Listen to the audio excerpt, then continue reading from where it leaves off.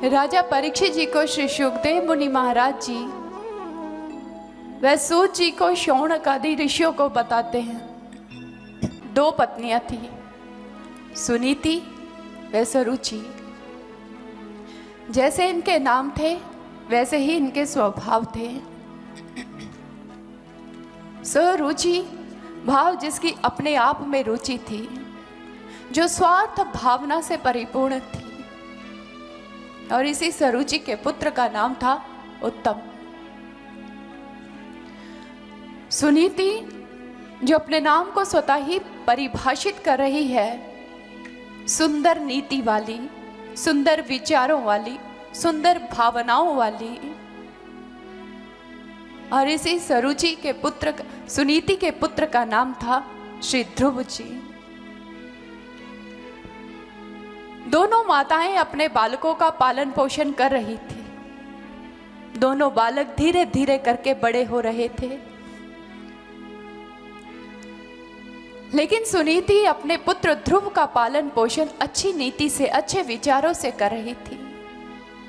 वो कभी भी अपने पुत्र के मन में ईर्ष्या भाव के बीजों को आरोपित नहीं करती थी। और जो सुरुचि थी वो स्वार्थ भावना से परिपूर्ण थी। उसका पुत्र था उत्तम, ऐसी स्वार्थ भावना से ग्रसित थी कि वो नहीं चाहती थी कि ध्रुव कभी भी महाराज के समीप आए, महाराज अपना प्रेम, अपना वात्सल्य ध्रुव के ऊपर लौटा दे। इसलिए वो हर संभव प्रयास करती थी कि ध्रुव कभी भी महाराज तक ना पहुंच पाए। बाधा बनकर हमेशा ध्रुव को रोक लिया करती थी और उत्तम को हमेशा उतानपाद के समीप रखती, ताकि उतानपाद का जितना प्रेम है, जितना वात्सल्य है, वो सारे का सारा उसके पुत्र उत्तम के ऊपर लुटा दें। और वो स्वार्थ जो सुरुचि के अंदर था वो यह था कि वो नहीं चाहती थी कि ध्रुव साम्राज्य का उत्तराधिकारी बन पाए। वो चाहती थी कि उसका ही पुत्र उस साम्राज्य का उत्तराधिकारी बन पाए और महाराज उतानपाद उसके ही पुत्र को उत्तराधिकारी घोषित करे। इस स्वार्थ भावना से परिपूर्ण होकर सुरुचि कभी भी ध्रुव को महाराज के समीप ना पहुंचने देती। लेकिन बेचारा वो नन्हा सा ध्रुव जब भी अपने छोटे भाई को अपने पिता के साथ बाल सुलभ चेष्टाएं करते हुए देखता, तो उसके मन में भी आता कि मैं भी अपने पिताजी के साथ ऐसी ही बाल सुलभ चेष्टाएं करूं। मैं उनकी उंगली पकड़कर भ्रमण करने के लिए जाऊं, मैं उनके साथ भोजन ग्रहण करूं, मैं भी उनकी गोद में बैठकर उनका वात्सल्य ले सकूं। ध्रुव प्रयास करता अपने पिता के समीप जाने का, लेकिन प्रेम से परिपूर्ण इस सरिता को सुरुचि हमेशा बांध बनकर रोक लिया करती थी। ध्रुव अपनी माता के पास जाता, मां से जाकर कहता, माते माते बताइए, क्या एक पुत्र का अपने पिता से कोई संबंध नहीं होता है? सुनीति मुस्कुराते हुए कहने लगी, अरे नहीं ध्रुव, एक पुत्र का तो सर्वाधिक अधिकार होता है अपने पिता के ऊपर। पुत्र आप ऐसी बातें क्यों कर रहे हैं? माते, जब हम उत्तम को पिताजी के साथ खेलते हुए देखते हैं, बाल सुलभ चेष्टाएं करते हुए देखते हैं, हमारा भी मन करता है कि हमें भी वैसा वात्सल्य मिले, हमें भी वैसा प्रेम मिले। लेकिन माते, पता नहीं छोटी माँ हमेशा हमें रोक क्यों लेती है, हमें पिताजी तक पहुंचने ही नहीं देती है।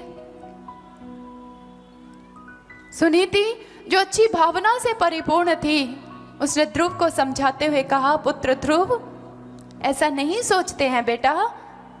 अरे उत्तम भी तो आप ही का भाई है। आपने खेल लिया पिताजी के साथ, उत्तम ने खेल लिया, एक ही बात तो है।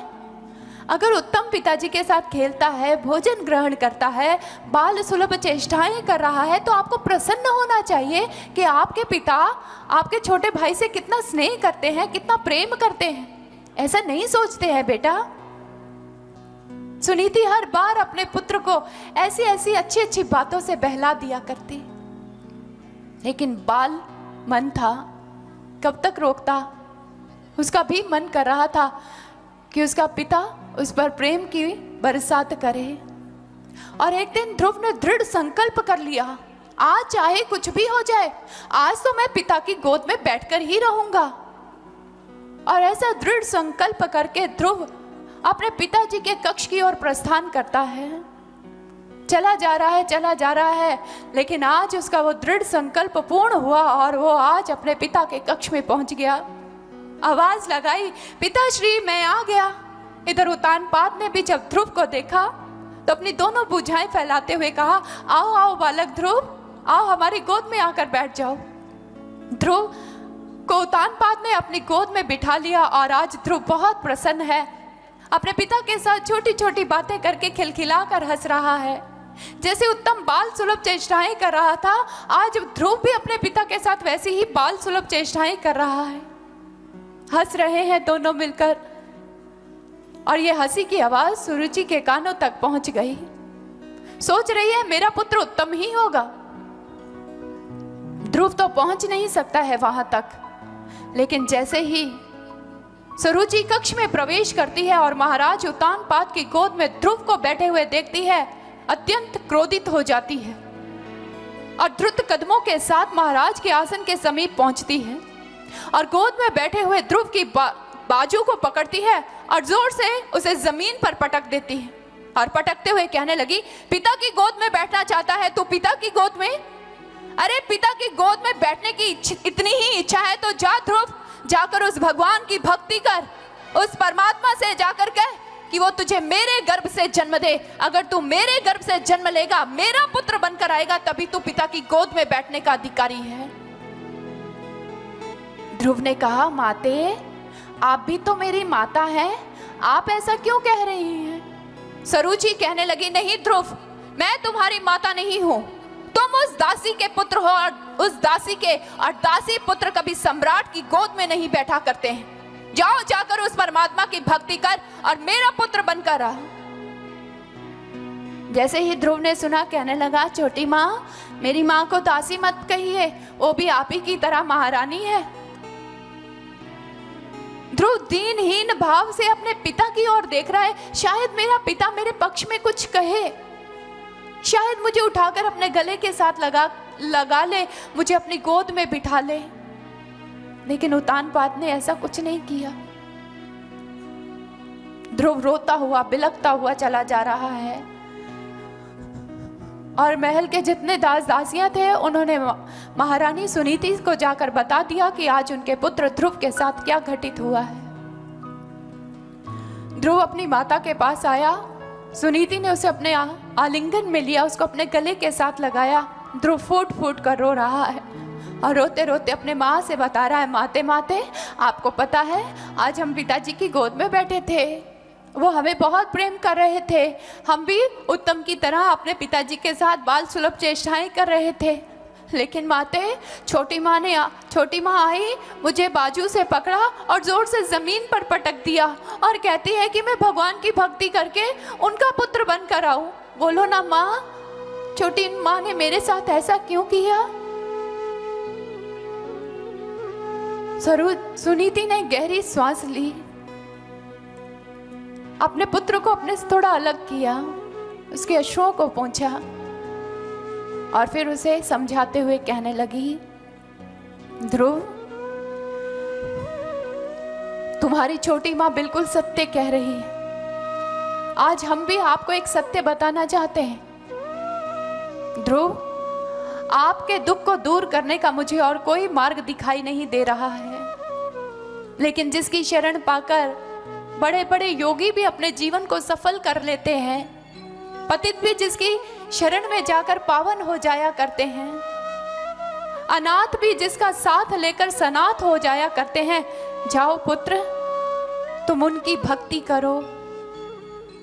और पुत्र, अगर आपने उस परम पिता परमात्मा की गोद को प्राप्त कर लिया तो तुम्हें संसार की किसी गोद को पाना शेष नहीं रह जाएगा, क्योंकि उसकी गोद में आकर सारे संबंध सम्माहित हो जाते हैं, तुम्हें किसी और गोद की आवश्यकता नहीं पड़ेगी।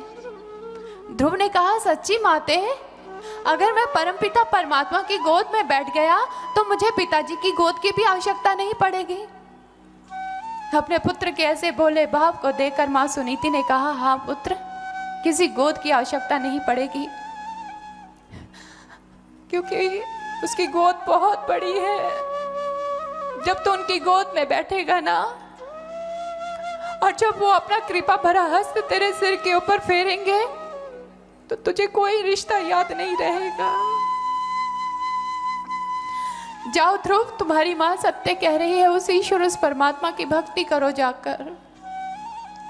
ध्रुव कहने लगा, ठीक है माते, हम जरूर प्रभु की भक्ति करेंगे।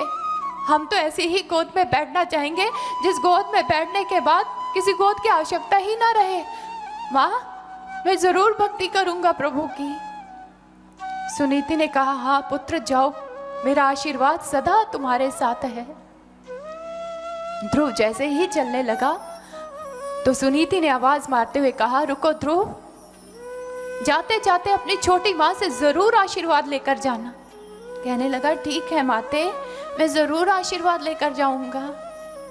नन्हा सा ध्रुव छोटी माँ के कक्ष में पुनः पहुंच जाता है, उसके चरणों में प्रणाम करता है और हाथ जोड़ते हुए कहने लगा, माते, मैं प्रभु की भक्ति करने के लिए जा रहा हूँ, आप हमें आशीर्वाद दीजिए, प्रभु मुझे जल्दी से मिल जाए। सुरुचि एकदम से कहने लगी, हाँ हाँ जाओ जाओ, जाकर परमात्मा की भक्ति करो। लेकिन स्वयं स्वार्थ की भावना से परिपूर्ण थी, क्योंकि जो स्वार्थी इंसान होते हैं उन्हें बड़ी प्रसन्नता होती है जब कोई उन्नति को प्राप्त नहीं करता है। जब उनके रास्ते का कांटा अपने आप ही रास्ते से हट जाता है, उन्हें बड़ी खुशी होती है, बड़ी प्रसन्नता होती है। और स्वार्थ से परिपूर्ण सुरुचि भी आज इसी भावना से परिपूर्ण है, मेरे मार्ग का कांटा अपने आप ही दूर हो गया। अब मेरे पुत्र के मार्ग में कोई बाधा नहीं है, मेरा पुत्र अब इस साम्राज्य का उत्तराधिकारी ही बनेगा। और नन्हा सा ध्रुव चल पड़ा प्रभु को प्राप्त करने के लिए। राजमहल से बाहर निकला, अपने छोटे छोटे हाथ जोड़े, आकाश की ओर देखते हुए कहा, हे प्रभु, मैं आपकी ओर चला आ रहा हूँ, लेकिन मुझे नहीं पता कि आप कहाँ रहते हैं। इसलिए प्रभु, मेरी आपके श्री चरणों में प्रार्थना है कि आप हमें जल्दी मिल जाइएगा। हम आपकी गोद में बैठकर आपके दर्शन करके आपसे बहुत सारा प्रेम लेना चाहते हैं प्रभु, बहुत सारा प्रेम लेना चाहते हैं।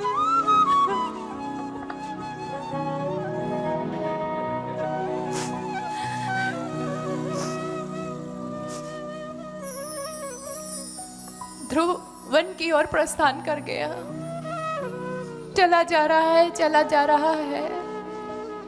चलते चलते कितने दिन व्यतीत हो गए। जो पैर कभी मखमली गद्दों से नीचे नहीं उतरे थे, आज जमीन पर चलते चलते उनमें कितने सारे कांटे बिछ चुके हैं, पैर लहूलुहान हो चुके हैं।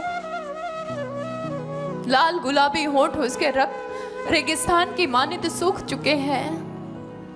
लेकिन ध्रुव को आज ना भूख की चिंता है, ना प्यास की चिंता है, बस एक ही लगन है उसके अंदर, मेरे प्रभु मुझे मिल जाए, मेरे प्रभु का दर्शन मुझे हो जाए, मैं उनकी गोद में बैठकर उनका प्यार ले सकूं। आवाजें लगा रहा है ध्रुव, प्रभु आप कहाँ हैं, आप कहाँ हैं प्रभु, मैं आपका दर्शन करना चाहता हूँ।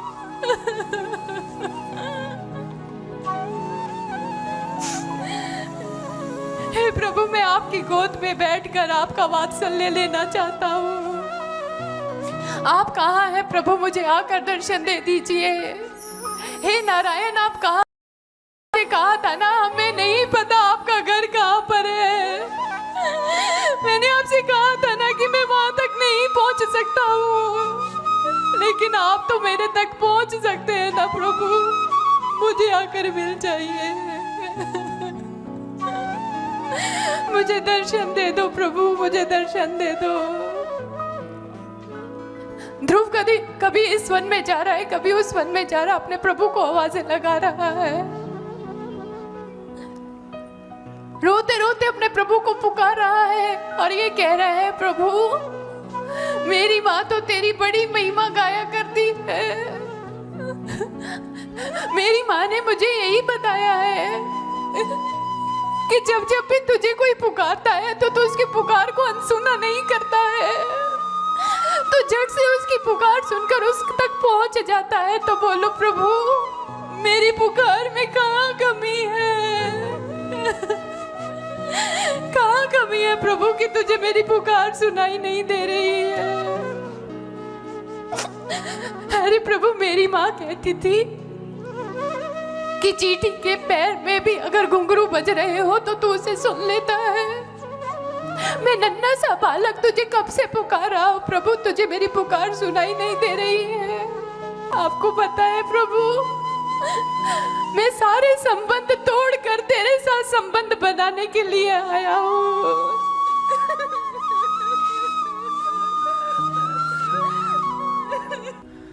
ध्रुव अपने प्रभु को पुकार रहा है, वन वन भटक रहा है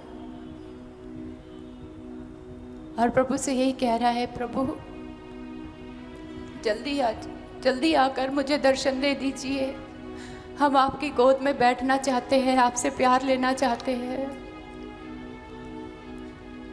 इतना विवल हुआ पड़ा है ध्रुव, नेत्रों से अविरल अश्रुधारा प्रवाहित हो रही है। नारद जी ने जब ध्रुव को देखा तो एकदम से कह उठे, नारायण नारायण।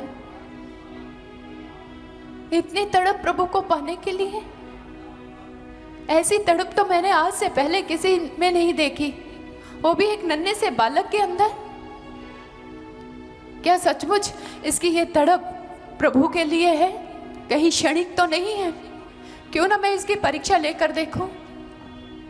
और नारद जी अपनी वीणा की तारों को झनकृत करते हुए नारायण नारायण कहते हुए ध्रुव के मार्ग में जाकर खड़े हो गए और कहने लगे, अरे बालक ध्रुव, तुम यहां क्या कर रहे हो?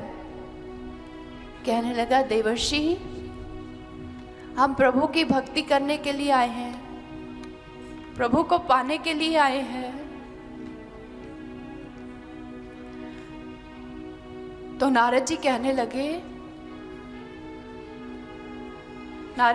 लगे, अरे बेटा, इतनी जल्दी भगवान थोड़ी ना मिलते हैं। बड़े बड़े ऋषि मनीषी कितने सालों तक तप में तल्लीन रहते हैं, ध्यान की गहराइयों में उतरते रहते हैं, फिर भी उन्हें प्रभु का दर्शन नहीं होता है। तुम तो अभी बहुत छोटे से बालक हो, अभी तो तुम्हारे खेलने की उम्र है।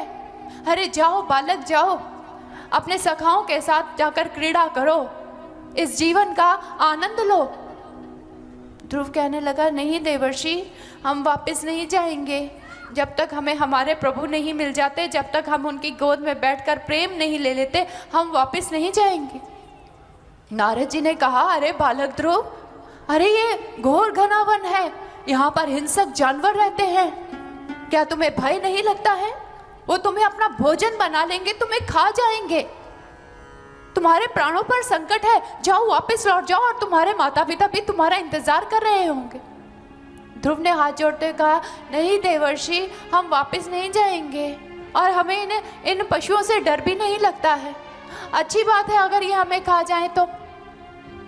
अरे अगर इस शरीर से मुझे प्रभु नहीं मिल सकते तो कम से कम मेरा ये शरीर इन पशुओं के काम तो आ जाएगा, इनकी क्षुधा तो शांत हो जाएगी।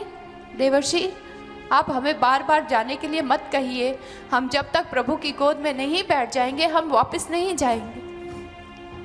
जैसे ही ध्रुव के मुख से ऐसे दृढ़ वचनों को नारद जी ने श्रवण किया तो एकदम से कह उठे, धन्य हो पुत्र, तुम धन्य हो।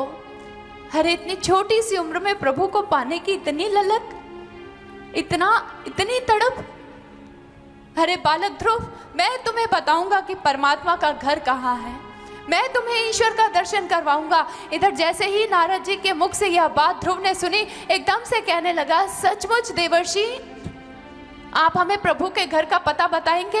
आप मुझे मेरे प्रभु का दर्शन करवाएंगे? नारद जी कहने लगे, हाँ हाँ जरूर करवाऊंगा। और फिर ध्रुव से कहने लगा, अरे बालक ध्रुव, तुम्हारे प्रभु कहीं दूर थोड़ी ना रहते हैं, तुम्हारे ही घट के अंदर विराजमान है, इसी शरीर के अंदर तुम्हारे प्रभु का घर है। आओ मैं तुम्हें उनका दर्शन करवाता हूँ। और भागवत महापुराण में यह स्पष्ट लिखा है कि नारद जी ध्रुव को ब्रह्म ज्ञान प्रदान करते हैं और नारद जी की कृपा से ध्रुव उसी समय अपने अंतःकरण में प्रभु के प्रकाश रूप का दर्शन करता है, प्रभु के चतुर्भुज रूप का दर्शन करता है। और जैसे ही ध्रुव ने प्रभु का दर्शन किया, ध्रुव प्रसन्न हो जाता है, बार बार अपने गुरु के चरणों की वंदना करने लग जाता है, नारद जी का धन्यवाद करने लग जाता है।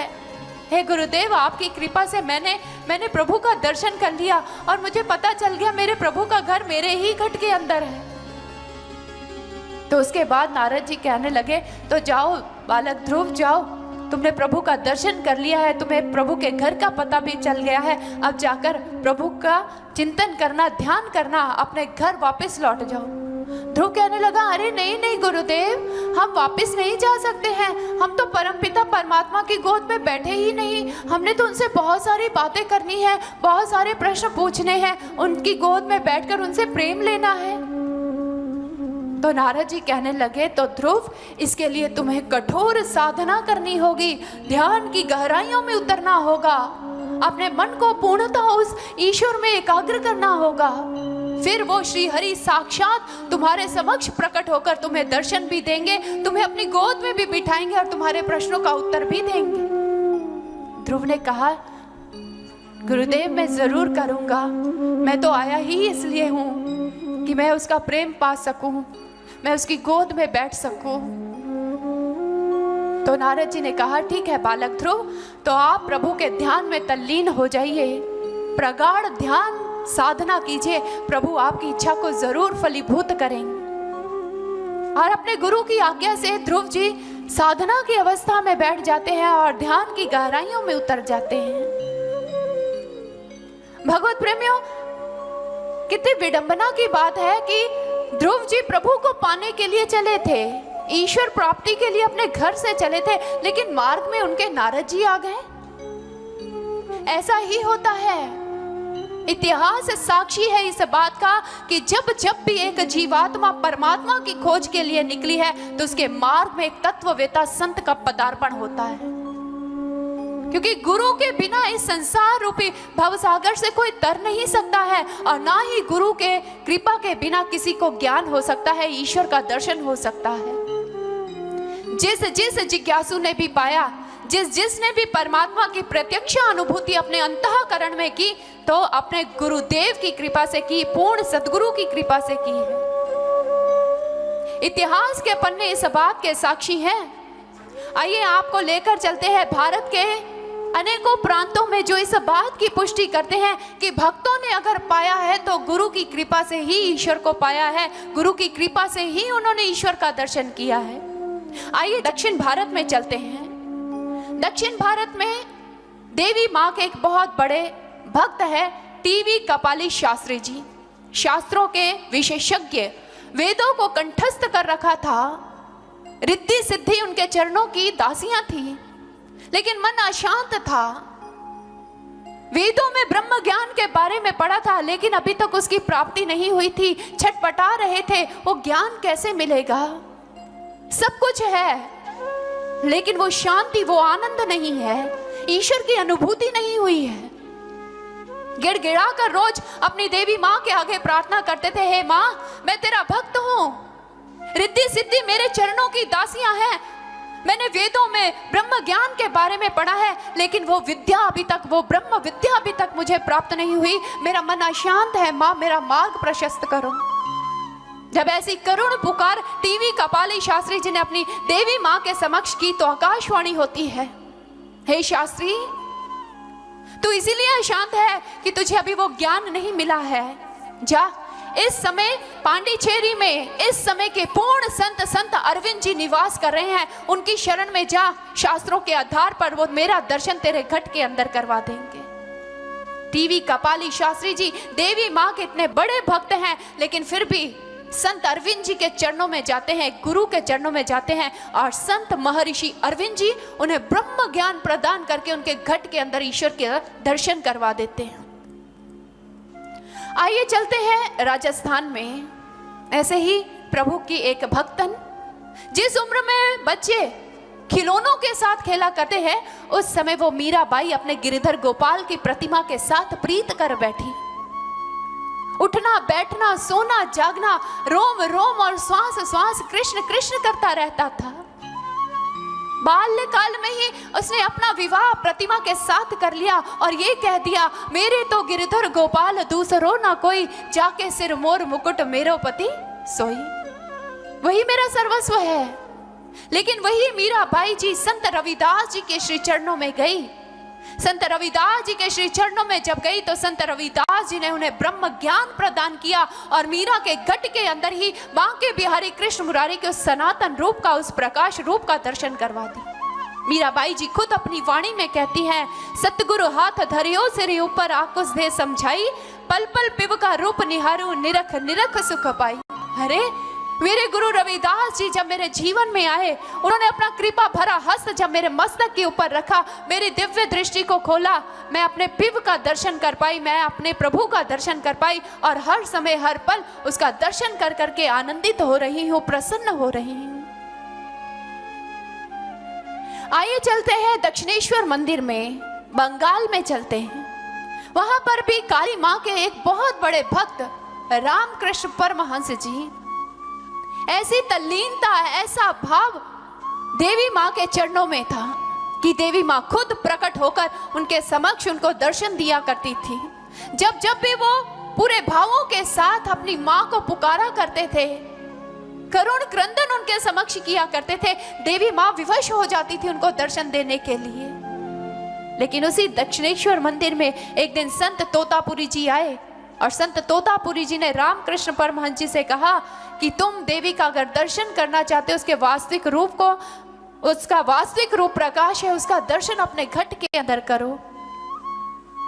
रामकृष्ण परमहंस जी फिर अपनी देवी माँ के पास जाते हैं, अपने साथ हुई घटना को उनके चरणों में रखते हैं। माँ ने कहा, रामकृष्ण वो सत्य कहकर गए हैं, जाओ मेरे वास्तविक रूप का दर्शन करना चाहते हो तो उनके श्री चरणों में चले जाओ, वो समय के पूर्ण संत हैं, वो तुझे तेरे घट के अंदर मेरे उस सनातन रूप का दर्शन करवा देंगे।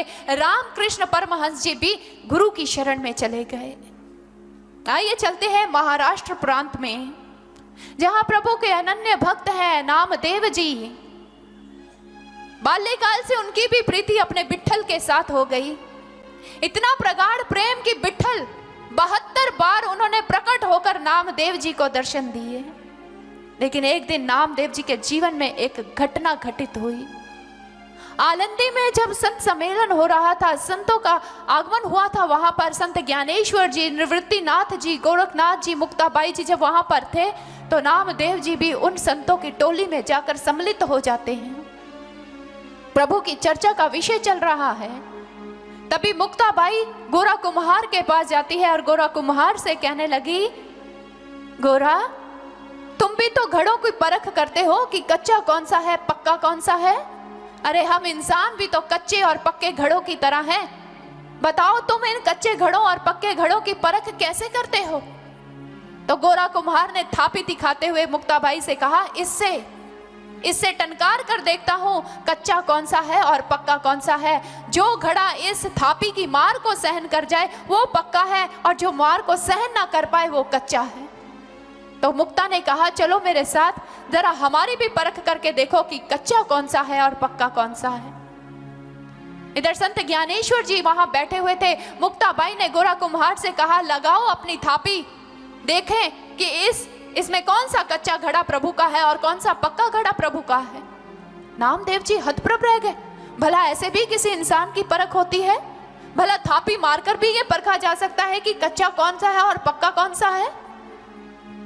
गोरा कुम्हार ने संत ज्ञानेश्वर जी के सिर के ऊपर थापी जैसे ही मारी, संत ज्ञानेश्वर जी खिलखिलाकर हंस पड़े। एक एक करके गोरा कुम्हार सभी के सिर के ऊपर वो थापी मार रहा है, लेकिन सभी प्रसन्न हो रहे हैं, खिलखिलाकर हंस रहे हैं। लेकिन जैसे ही संत नामदेव जी के पास गोरा कुम्हार उस थापी को लेकर पहुंचा और अपनी थापी से जैसे ही नामदेव जी के ऊपर प्रहार करने लगा तो उसी समय नामदेव जी ने थापी रोक लिया, आवेश में आ गए। भला ऐसे भी किसी इंसान की परख होती है कि कच्चा कौन सा है और पक्का कौन सा है?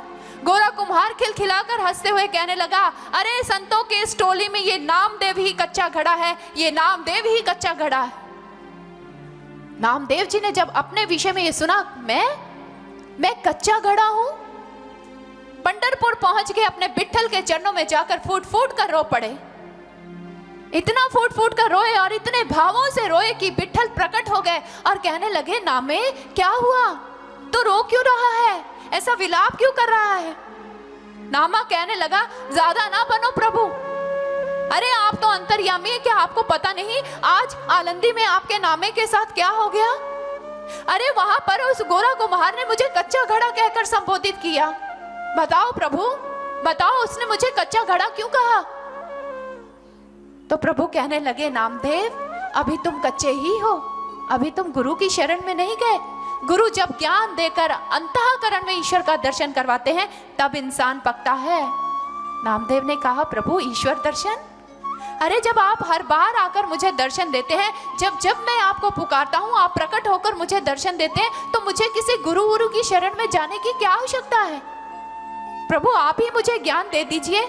प्रभु ने कहा, नहीं नामदेव, ये सृष्टि का अटल नियम है कि समय का पूर्ण गुरु ही इस ज्ञान को प्रदान करके ईश्वर के शाश्वत रूप का दर्शन करवाता है। और संत नामदेव जी विठ्ठल के कहने पर संत विशोबा खेचर जी की शरण में जाते हैं और संत विशोबा खेचर जी संत नामदेव जी को ब्रह्म ज्ञान प्रदान करते हैं और संत नामदेव जी अपने ही घट के अंदर विठ्ठल के सनातन रूप का दर्शन करते हैं, प्रकाश रूप का दर्शन करते हैं, क्योंकि परमात्मा का जो वास्तविक रूप है वो प्रकाश है। इसलिए गुरु की शरण में गए बिना आपको उस ईश्वर, उस परमात्मा का दर्शन नहीं हो सकता है। चाहे आप जप कीजिए, तप कीजिए, कुछ भी कीजिए। हमारे महापुरुषों की वाणी इस बात का प्रमाण है। वो कहते हैं, कुरुते गंगा सागर गमनम व्रत प्रतिपालनम अथवा दानम ज्ञान वहीना सर्वमतेन मुक्ति न भजती जन्म शतेन। उन्होंने कहा, आप चाहे गंगा जैसे तीर्थ स्थलों पर जाकर डुबकियां लगाइए, शास्त्रों को कंठस्थ कर लीजिए, जप तप व्रत उपवास कर लीजिए, लेकिन अगर आपके पास ज्ञान नहीं है गुरु का तो आपको कभी भी मुक्ति नहीं हो सकती, आपको कभी भी ईश्वर का दर्शन नहीं हो सकता। इसलिए हमारे महापुरुषों ने भी अपनी वाणी में कहा, गुरु दूती बिन सखी पिव ना देखियो जाए, भावे तू जप तप करी भावे तीरथ न है। उन्होंने कहा, गुरु रूपी दूध के बिना कोई भी परमात्मा का दर्शन नहीं कर सकता। भावे तू जप तप करे भावे तीर्थ न। चाहे आप जप तप कीजिए, चाहे तीर्थों पर जाकर स्नान कीजिए, गुरु की शरण में गए बिना उस ईश्वर, उस परमात्मा का दर्शन नहीं हो सकता। भगवान शिव खुद मां पार्वती को समझाते हुए यही कहते हैं कि हे पार्वती, जब तक गुरु के साथ संबंध नहीं बनाते हैं, यद्यप्यदिता निगमा षडंगा आगमः प्रिय अध्यात्म दीनी शास्त्राणी ज्ञानं नास्ति गुरुं बिना। उन्होंने कहा, चाहे कोई सारे शास्त्रों को पढ़ने में कितना ही निपुण क्यों ना हो, सारे धार्मिक ग्रंथ कंठस्थ क्यों ना हो, लेकिन जब तक गुरु की शरण में नहीं गया तो उसे ज्ञान नहीं हो सकता, उसे ईश्वर का दर्शन नहीं हो सकता है। क्योंकि गुरु उस ईश्वर का दर्शन इंसान के घट के अंदर करवा देते हैं। इसलिए भगवत प्रेमियों, गुरु की शरण में गए बिना ज्ञान नहीं हो सकता है। चाहे आप सारा जीवन धार्मिक ग्रंथों का पठन पाठन करते रहिए, चाहे आप सारी उम्र प्रभु की कथा कहानियों को श्रवण करते रहिए, तीर्थ स्थलों का भ्रमण करते रहिए, जप तप यज्ञ इत्यादि करते रहिए, लेकिन अगर पूर्ण गुरु की शरण में नहीं गए तो आपको ज्ञान नहीं हो सकता, आपको ईश्वर का दर्शन कभी नहीं हो सकता है। क्योंकि हमारे समस्त महापुरुषों की वाणियां, हमारे समस्त आर्ष ग्रंथ इसी बात की ओर संकेत करते हैं, अरे बावरे मन, इधर उधर क्यों भटक रहा है, जा एक तत्ववेता गुरु के सानिध्य में जा, जो तेरे घट के अंदर उसी समय ईश्वर का दर्शन करवा दे और तुझे तेरे जीवन के लक्ष्य के साथ परिचित करवा दे। और उसी अटल नियम का पालन आज ध्रुव जी ने किया और नारद जी की कृपा से अपने घट के अंदर उस ईश्वर, उस परमात्मा का साक्षात्कार किया। लेकिन वो परमात्मा को साकार रूप में भी अपनी आंखों के समक्ष देखना चाहता था। और इधर ध्रुव साधना की गहराइयों में इस प्रकार से तल्लीन हो गया कि ना उसे भूख लगती थी और ना ही प्यास लगती थी। अंतःकरण की गहराइयों में उतरा हुआ है और अपने भ्रिकुटी के मध्य में जहाँ दिव्य दृष्टि है वहाँ प्रभु के प्रकाश रूप में चतुर्भुज रूप का दर्शन कर रहा है। इधर समस्त देवता लोग देख रहे हैं, अरे ध्रुव कब से ध्यानावस्था में है, ये प्रभु को साकार रूप में भी अपने समक्ष देखना चाहता है। समस्त देवता लोग प्रभु के पास गए और जाकर कहने लगे, हे श्री हरि जाइए, अपने बालक ध्रुव को जाकर दर्शन दीजिए, वो आपका दर्शन करना चाहता है, आपकी गोद में बैठना चाहता है। हे श्री हरि, हमारी आपके समक्ष प्रार्थना है, आप उन्हें जाकर दर्शन दे दीजिए। प्रभु कहने लगे, नहीं नहीं, मैं दर्शन देने नहीं जाऊंगा। समस्त देवतागण कहने लगे, प्रभु ऐसा मत कीजिए, वो नन्हा सा बालक है, कब से आपको पुकार रहा है और आपका साकार रूप में दर्शन करने हेतु ही वो इतनी प्रगाढ़ साधना कर रहा है, ध्यान कर रहा है, प्रभु उसे जाकर दर्शन दे दीजिए। प्रभु ने फिर कहा, मैंने कहा ना कि मैं दर्शन देने नहीं जाऊंगा। समस्त देवता कहने लगे, आखिर प्रभु क्यों, आप क्यों नहीं उसको दर्शन देने जा रहे?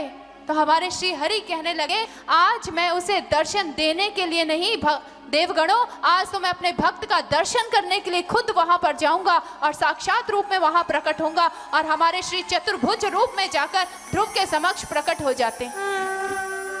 लेकिन ध्रुव जी तो ध्यान अवस्था की गहराइयों में उतरे हुए हैं, बाहर प्रभु आए उन्हें इसका भान ही नहीं, क्योंकि वो तो अंतःकरण में प्रभु के चतुर्भुज रूप का दर्शन कर रहे हैं। अब प्रभु ने देखा, अरे ध्रुव तो मुझसे बहुत सारी बातें करना चाहता है, बहुत सारे प्रश्न पूछना चाहता है, लेकिन ये तो अपने ही अंतःकरण में मेरे उस चतुर्भुज रूप का दर्शन कर रहा है, पहले उस रूप को अंतर्धान करना पड़ेगा।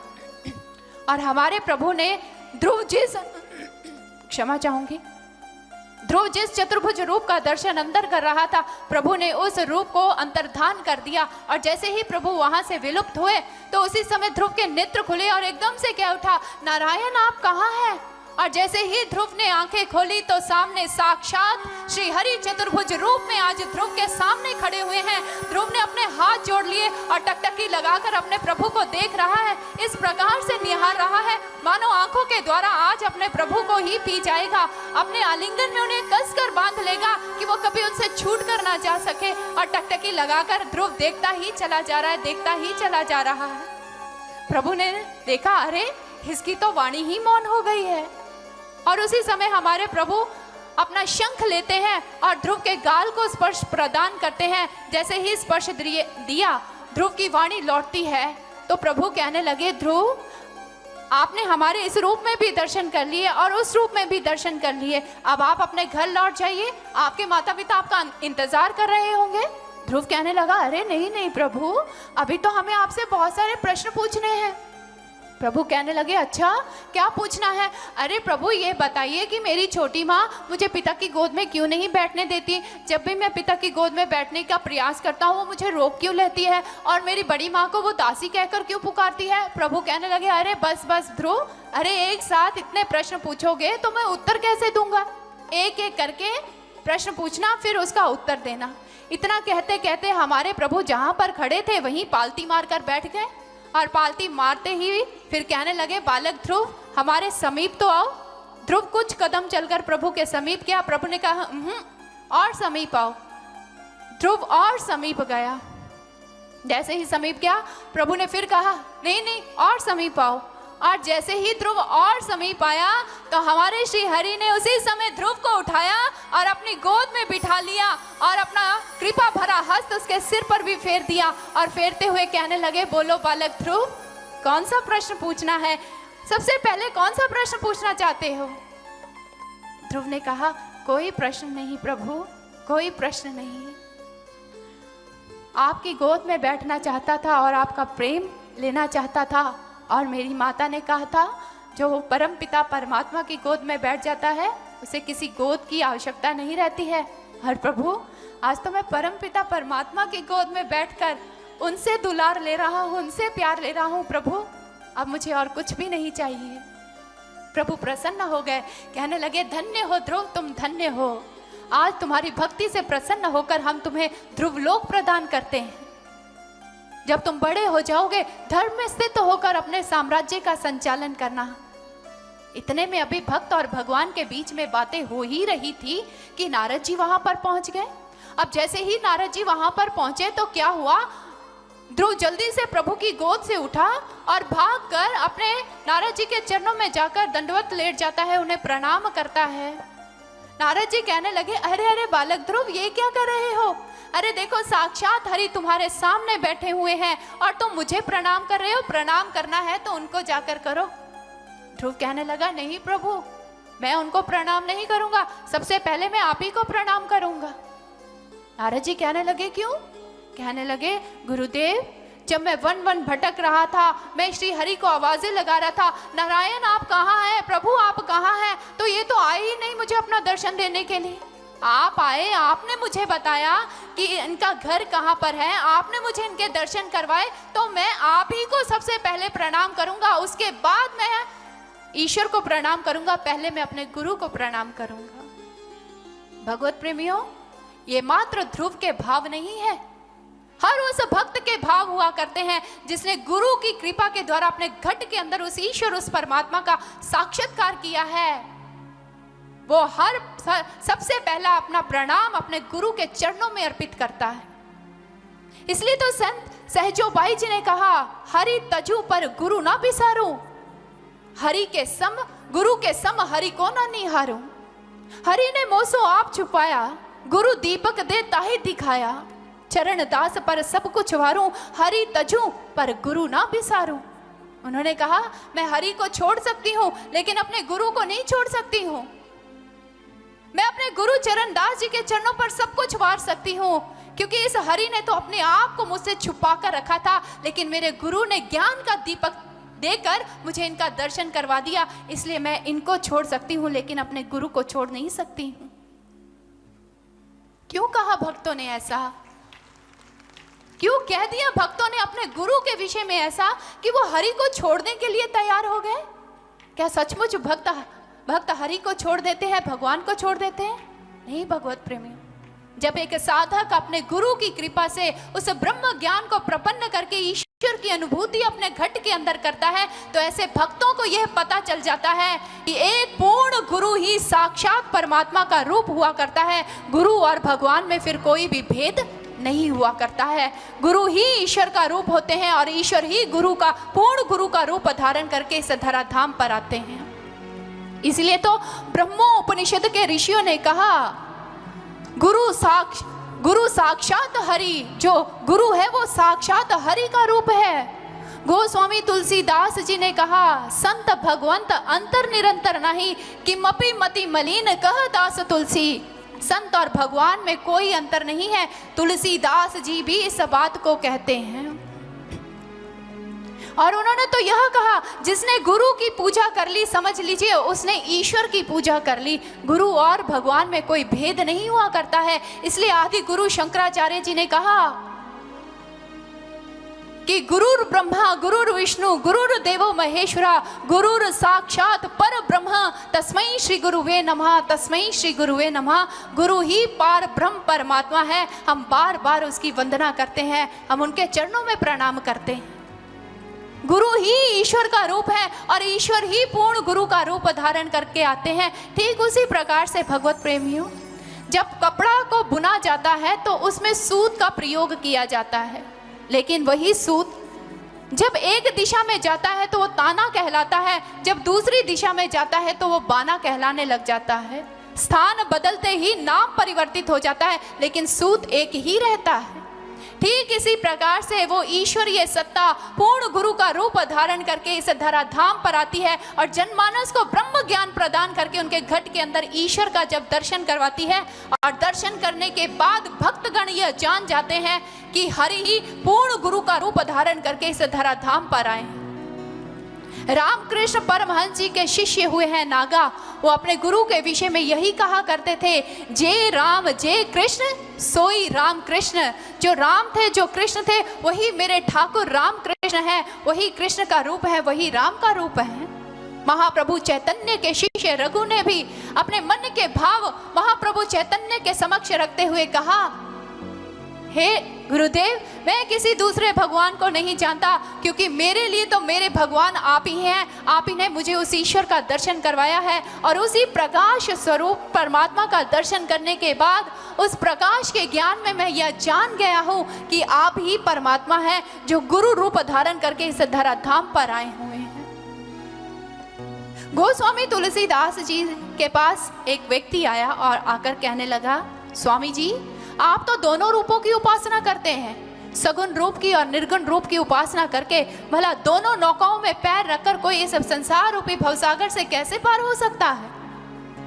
तो उस समय गोस्वामी तुलसीदास जी ने कहा, दो तो तब तक है जब तक उनके भेद को जाना नहीं। जब उनके भेद को जान लोगे तो दो रह ही कहाँ जाते हैं। सगुण नहीं अगुण नहीं, नहीं कछु भेदा, सगुण और निराकार में कोई भेद नहीं होता है। और रही बात दर्शन की, रही बात पार होने की, तो हे बंधु हिये निर्गुण नयने ही सगुण, हिये में मैं उस निराकार परमात्मा का दर्शन करता हूँ जो निराकार रूप में मेरे अंदर विराजमान है। मैं उस निराकार परमात्मा का दर्शन घट के अंदर करता हूँ, लेकिन अपने इन नैनों के द्वारा साक्षात अपने सतगुरु का दर्शन करता हूँ जो हरि का ही रूप हुआ करते हैं। इसलिए भक्तों ने कहा, हमने तो हरि को अपनी इन आंखों से देखा है। हाँ, हमने अपनी इन्हीं आंखों से हरि को चलते फिरते देखा है, हमने उसे गुनगुनाते हुए देखा है, हमने उसे खाते हुए, हमने उसे बोलते हुए देखा है। इन नैनों से उन्होंने, भक्तों ने अपने गुरु का जब साक्षात दर्शन किया तो उन्होंने कहा, ये गुरु ही ईश्वर रूप है, इन्होंने ही मेरे घट के अंदर उस ईश्वर, उस परमात्मा का दर्शन करवाया है। क्योंकि भगवत प्रेमियों, जीवन का यही लक्ष्य है, ईश्वर दर्शन और गुरु की संगति, संतों की संगति, यही जीवन का लक्ष्य है। इसलिए संत नामदेव जी जब संत विशोबा खेचर जी की शरण में गए, उनकी कृपा से उन्होंने अपने घट के अंदर उस ईश्वर, उस परमात्मा का दर्शन किया, तो संत नामदेव जी भी अपने गुरु के विषय में ये कह उठे कि हाँ, मैंने इन्हीं आंखों से अपने गुरु के ईश्वर रूप को देखा है, मैंने इन्हीं ही आंखों से अपने हरि को देखा है। यही कारण है कि ध्रुव भी आज अपने गुरुदेव को प्रणाम कर रहा है। गुरु से भी आशीर्वाद मिला और प्रभु ने भी आशीर्वाद दिया। और ध्रुव को नारद जी कहने लगे, जाओ बालक ध्रुव, अब तुम अपने घर लौट जाओ। ध्रुव जी अपने घर की ओर प्रस्थान कर जाते हैं और नारद जी जाकर पहले ही उतानपाद से यह बता देते हैं कि उनके पुत्र ने ईश्वर प्राप्ति कर ली है और वो वापस घर लौट रहा है। तो उतानपाद अत्यंत प्रसन्न होता है, हर्षित होता है और आदेश देता है कि सारे नगर को दुल्हन की भांति सजा दिया जाए। मेरा पुत्र वापस लौट कर आ रहा है। सारे नगर को दुल्हन की भांति सजाया जा रहा है, लेकिन उतानपाद से इंतजार नहीं हो रहा। अपने रथ पर आरूढ़ हुआ, सुनीति भी साथ में है, सुरुचि भी और उत्तम भी है, और ध्रुव को लेने के लिए चल पड़े। सामने से जब ध्रुव को आते हुए देखा, उतानपाद रथ से नीचे उतरते हैं और दौड़कर ध्रुव के समक्ष घुटनों के बल खड़े हो जाते हैं और हाथ जोड़ते हुए कहने लगे, मेरे नन्हे से भगवान, तेरा दर्शन करके आज तेरा पिता धन्य हो गया है। तुझ जैसे पुत्र को पाकर आज मैं धन्य धन्य हो गया हूँ। वही पिता जिसने पहले ध्रुव को पूछा ही नहीं, लेकिन आज जब ध्रुव ईश्वर प्राप्ति करके लौट रहा है, परमात्मा का दर्शन करके लौट रहा है, तो उसका खुद का पिता उसके चरणों में प्रणाम कर रहा है। ऐसा ही होता है जिसे संसार की कोई शक्ति नहीं पूछती, लेकिन जब गुरु की कृपा के द्वारा एक भक्त अपने घट के अंदर उस ईश्वर, उस परमात्मा का दर्शन कर लेता है, तो गुरु और ईश्वर उसे समाज में सम्माननीय बना देते हैं, वंदनीय बना देते हैं, पूजनीय बना दिया करते हैं। और आज ध्रुव को भी उसके पिता प्रणाम कर रहे हैं, प्रसन्न हो रहे हैं। ध्रुव ने अपने पिता को प्रणाम किया। तदुपरांत माँ सुरुचि को प्रणाम करता है और हाथ जोड़ते कहने लगा, माते, आपके आशीर्वाद के कारण ही मैं भगवान का दर्शन कर पाया हूँ, परमात्मा को प्राप्त कर पाया हूँ। सुरुचि कहने लगी, नहीं नहीं ध्रुव, मुझे माता मत कहो, मैं माता कहलाने के योग्य नहीं, मैं तो कुमाता हूँ, कुमाता। ध्रुव कहना लगा, नहीं माते, पुत्र को पुत्र हो सकता है, लेकिन माता कभी भी कुमाता नहीं हो सकती है। आपके आशीर्वाद के कारण ही मैं उस ईश्वर, उस परमात्मा को प्राप्त कर पाया हूँ। तो सुरुचि ने ध्रुव को अपने गले के साथ लगाते हुए कहा, धन्य हो बालक ध्रुव, धन्य हो तुम और धन्य है तुम्हारी माता जिसने अपने गर्भ से तुझे जन्म दिया है। उसके बाद ध्रुव अपनी माँ सुनीति को प्रणाम करता है। सुनीति अपने हृदय के टुकड़े को प्राप्त करके प्रसन्न हो जाती है और उसके नेत्रों से खुशी के आंसू प्रवाहित हो जाते हैं। ध्रुव अपने भाई उत्तम से मिलता है और उसके बाद उत्तानपाद ध्रुव व उत्तम को हाथी पर बिठाते हैं और नगर का भ्रमण करवाते हुए राजमहल वापस लौट जाते हैं। और इसके साथ ही श्रीमद् भागवत महापुराण का अंतर्गत ये ध्रुव प्रसंग यहीं पर संपन्न होता है। यूँ तो ये ध्रुव चतुर्थ स्कंद के अंतर्गत और भी प्रसंगों का वर्णन आता है, लेकिन समय अभाव है कि विस्तार से आपके समक्ष नहीं कह सकते हैं। आगे श्रीमद् भागवत महापुराण के पंचम स्कंद का वर्णन आता है, जिसमें राजा भरत जी व जड़ भरत जी की जीवन गाथा का वर्णन है, सूर्य की गतियों का वर्णन है और नरकों के बारे में भी पंचम स्कंद के अंतर्गत विस्तार से वर्णन किया गया है। नरकों की गतियों का वर्णन करने के साथ ही पंचम स्कंद संपन्न होता है और आगे श्रीमद् भागवत महापुराण का षष्ठम स्कंद आता है। श्री सुखदेव मुनि महाराज जी के श्री चरणों में बैठकर राजा परीक्षित जी प्रभु की कथाओं को श्रवण कर रहे हैं, भक्तों की गाथाओं को श्रवण कर रहे हैं। तो उस समय राजा परीक्षित जी श्री सुखदेव मुनि महाराज जी से कहते हैं कि हे मुनि श्रेष्ठ, आपने नरकों की गतियों का वर्णन किया है, मुझे कोई ऐसी कथा सुनाइए कि कोई नरकों के द्वार तक पहुंच चुका हो और प्रभु ने उसकी गति कर दी हो, प्रभु ने उसका कल्याण कर दिया हो। क्या ऐसा संभव हो सकता है? श्री सुखदेव मुनि महाराज जी मुस्कुरा पड़े और कहने लगे, राजन, एक जीव कितना ही काल भ्रष्ट और कर्म भ्रष्ट क्यों ना हो, लेकिन मेरे प्रभु का स्वभाव है कि वह हमेशा उस काल भ्रष्ट और कर्म भ्रष्ट जीव पर भी अपनी दया बरसा देते हैं, करुणा बरसा देते हैं। राजा परीक्षित, मेरे प्रभु का स्वभाव तो उस माँ की तरह है। अगर किसी माँ का बच्चा गंदे नाले में गिर जाए और गंदगी से लथपथ हो जाए तो माँ उसे घृणा नहीं करती है, माँ उसे अपने से अलग नहीं कर देती है। माँ अपने पुत्र को उस गंदे नाले से बाहर निकालती है, उसको स्नान करवाती है, नवीन वस्त्र धारण करवा के पुनः उसे अपने आलिंगन में ले लेती है, पुनः उसको अपने गले के साथ लगा लेती है। मेरे प्रभु भी ऐसे हैं। महापुरुषों के मुख से इतिहास सुना है। हे परीक्षित, आज वही इतिहास हम आपको सुनाते हैं। और कनौज नगर में एक ब्राह्मण रहा करता था। वेदों का विशेषज्ञ होने के साथ साथ ब्रह्मज्ञानी भी था। गुरु से ज्ञान प्राप्त किया हुआ था और उसका पुत्र था जिसका नाम था अजामिल। अजामिल भी अपने गुरु की शरण में जाता था क्योंकि उसने भी ब्रह्म ज्ञान को प्रपन्न किया था। गुरु के सानिध्य में रोज जाते, गुरु के श्री चरणों में बैठकर सत्संग विचारों को श्रवण करते, गुरु दरबार में सेवा किया करते। दोनों जीवन प्रसन्नता और खुशहाली से व्यतीत हो रहा था। एक दिन जब अजामिल अपने गुरु का दर्शन करने के लिए आश्रम पहुंचा तो उनके गुरु ने उन्हें बुलाते हुए कहा, अजामिल, हम जानते हैं तुम रोज हमारा दर्शन करने हेतु इस आश्रम में आते हो, लेकिन पुत्र, हम जो कहेंगे क्या हमारी बात मानोगे? अजामिल ने हाथ जोड़ते हुए कहा, गुरुदेव, आपकी आज्ञा शिरोधार्य है, कहिए आप हमसे क्या कहना चाहते हैं? अजामिल के गुरु ने कहा, अजामिल, तुम मेरा दर्शन करने के लिए आश्रम में आने के लिए नगर के बीच में से आते हो, इसलिए आज के बाद नगर के बीच वाले रास्ते का अनुसरण कभी मत करना, उस रास्ते से कभी मत आना। नगर के बाहर से जो रास्ता आश्रम की ओर आता है उसी मार्ग से होते हुए आश्रम में आना। अजामिल ने कहा, ठीक है गुरुदेव, मैं नगर के बीच वाले रास्ते से नहीं आऊँगा, मैं नगर के बाहर वाले रास्ते से ही आऊँगा। और अजामिल अपने गुरु की इस आज्ञा को शिरोधार्य करने लगा। वो नगर के बीच में से नहीं जाता, नगर के बाहर वाले रास्ते से होते हुए अपने गुरु के आश्रम में जाता, गुरु के सत्संग विचारों को श्रवण करता, गुरु के दर्शन करता, गुरु के दरबार में जाकर सेवा किया करता।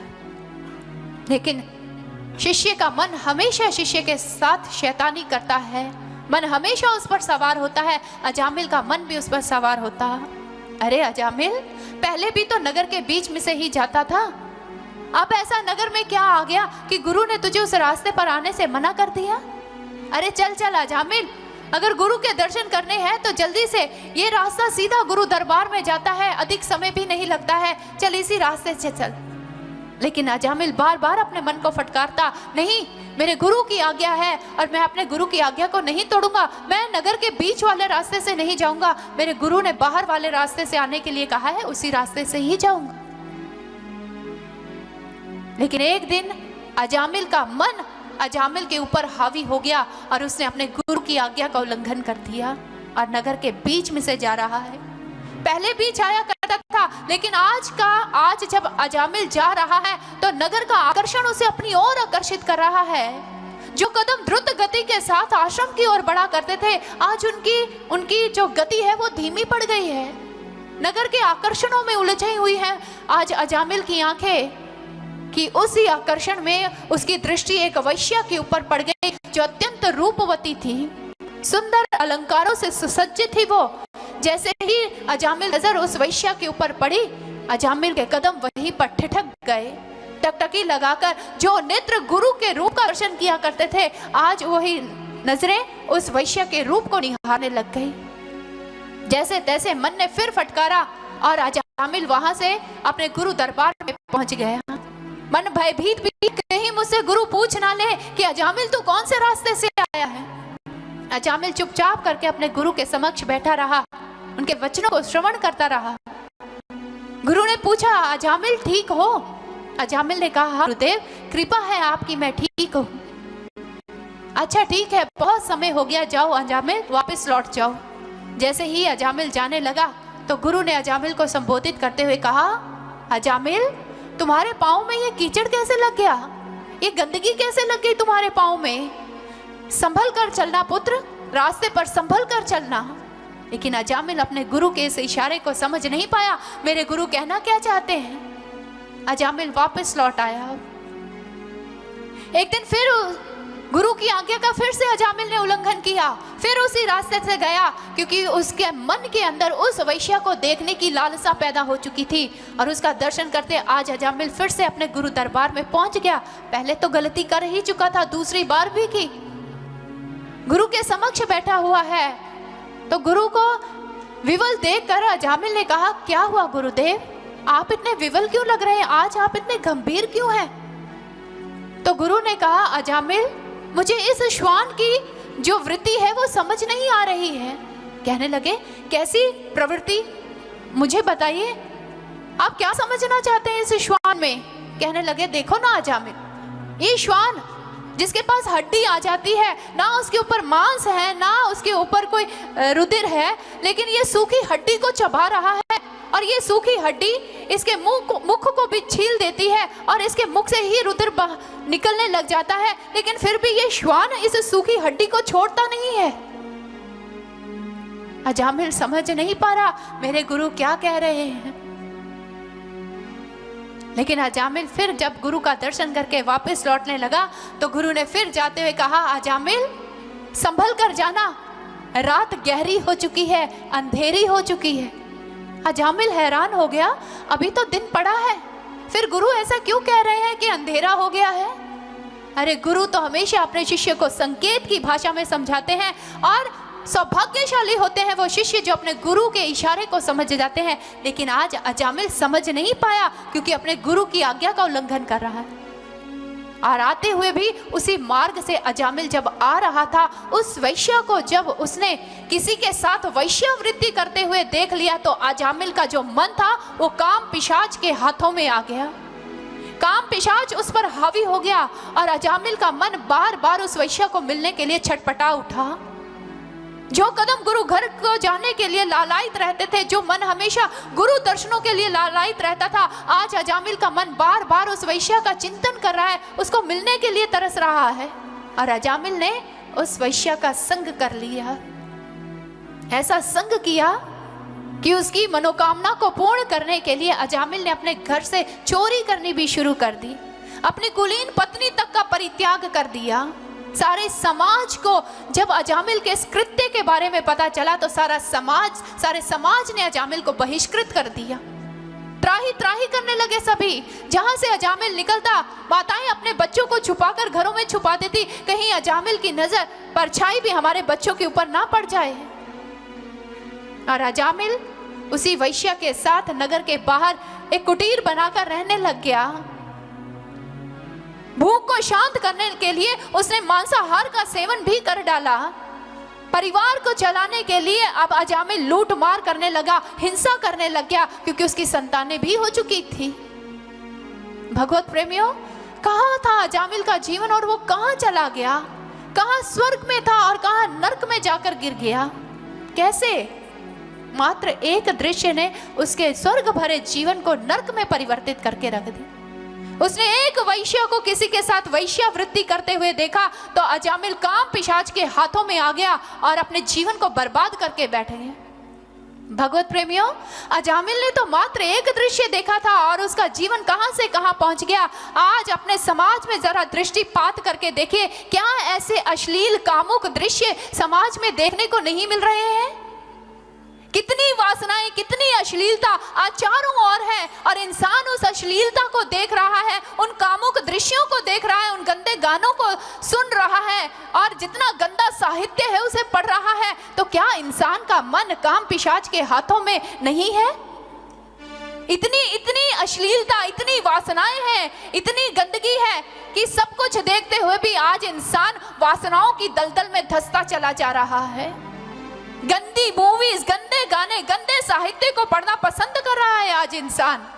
इसीलिए तो इस भारत में वासनाओं की अग्नि भड़की हुई है।